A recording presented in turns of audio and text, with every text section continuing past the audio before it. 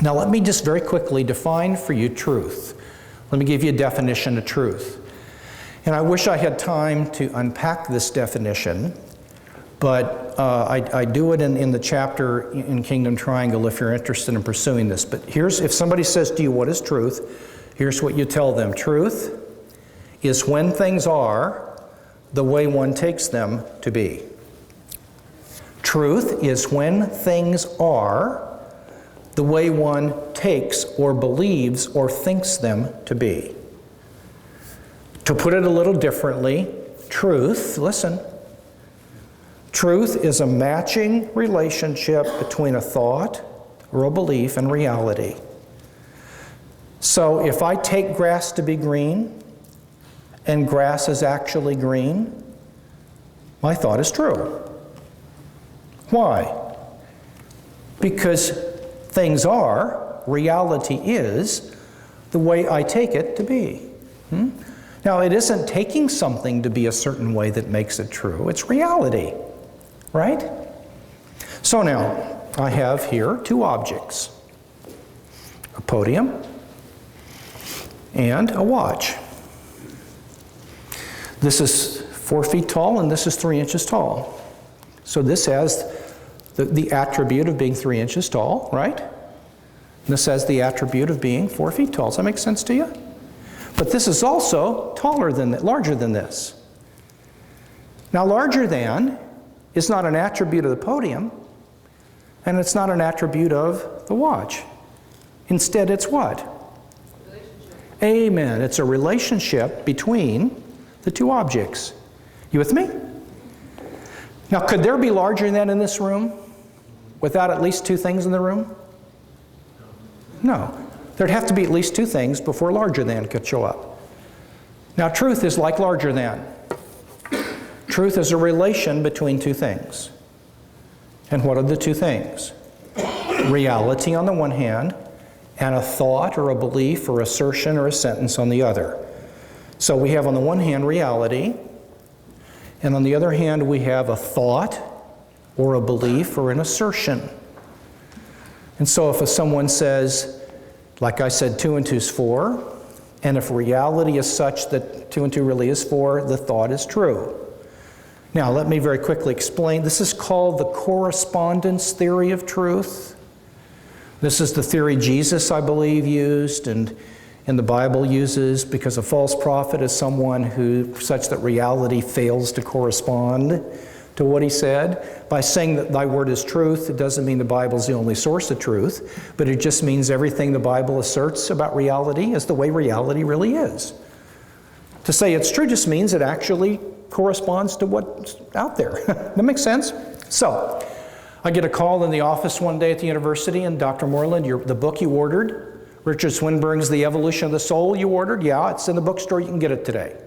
So I walk over there, because I want to see if it's really there. And so I'm talking to Harry, and Harry is walking along with me, and he's not in the bookstore, we're talking, and he doesn't know why I'm going there. He wants to talk about pro football and so on, and so we're chatting, and we walk in, and at the very same moment, our eyes both fall upon Richard Swinburne's book, The Evolution of the Soul, sitting right there in the bookstore on the shelf. Now at that moment, he and I have an experience in common with one another. It's called a sensory experience. Namely, we both see the book. You with me? But I have a second experience that he doesn't have.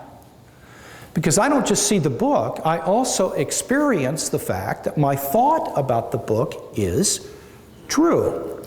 Because I've been carrying that thought for 15 minutes across campus. And now I don't just see the book, but I experience the truth itself. Now, he doesn't experience the truth because he doesn't have the thought in his mind. He's thinking about football. Now, if he had the thought, Richard Swinburne's book is in the bookstore, his thought would be true as well. But he's just not thinking about that. Now, when I experience truth, what do I experience? It's not the book. No, it's not reality. It's not reality. What I experience is the matching relationship between reality and my thought. So I say, there's the book. What was my thought? That the book's here. Let me compare my thought with what's out there.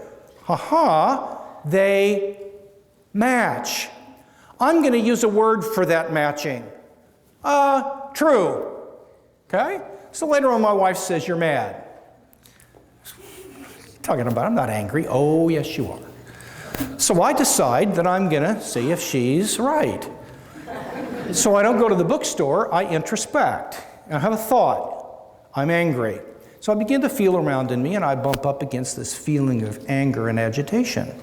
I compare that state in reality, in my soul, to my thought that I'm angry. There that thing is again. Now, it isn't the thought or the feeling, it's the matching relationship. I've experienced that earlier today in the bookstore. You with me? What was the word I used for that? Oh, true. So true stands for not my thought, not reality, but the matching relationship between my thought and reality. When Jesus says, I'm the truth, he says, here's what he says. Here's this long history of prophecies about the Messiah. Here I am, and there's a truth relation between me and these prophecies. I'm not a false imposter, I'm the real deal. I match this history of prophecy of the coming Messiah. I match it. Hello, you out there? Now I balance my checkbook, and I notice that matching relationship is gone. And so I say false. Okay, so now truth is real simple. It's a matching between a thought and reality. That's all.